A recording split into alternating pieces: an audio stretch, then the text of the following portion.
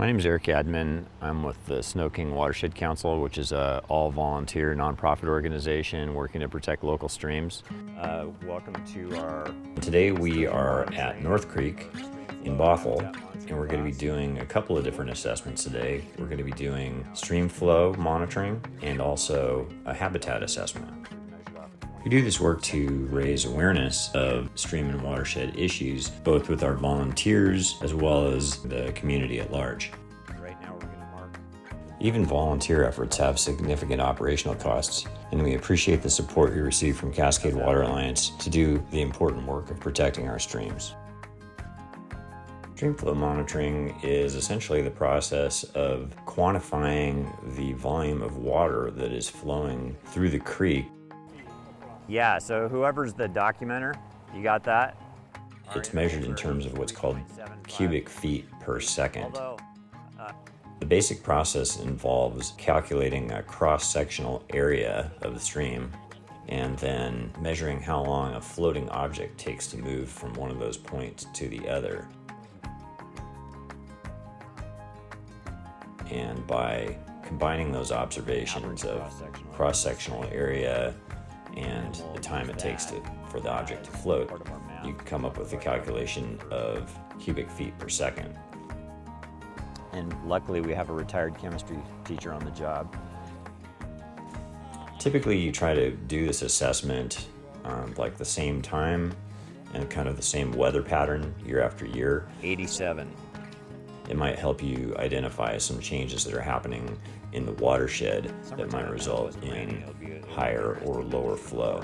So we'll have to keep track of this number and see what we get if we come back here and do the same measurement in the summertime.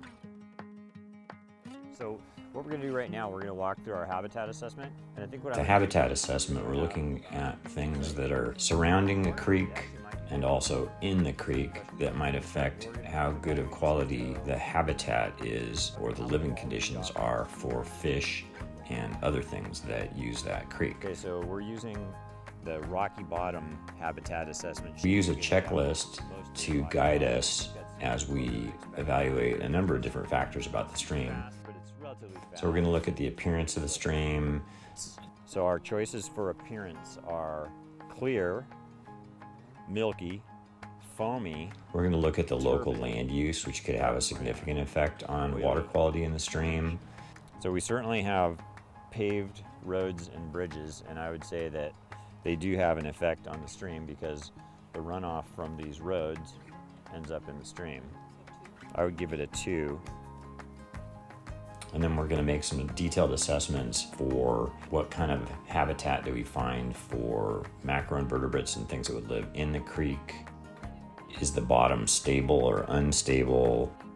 Probably not, you're right, but I'm going to say that there does not appear to be a large amount of sediment deposition here. Are there woody structures that fish could take shelter under?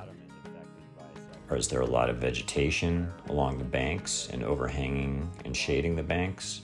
So I would say that... Are the banks falling apart or are the banks in good shape?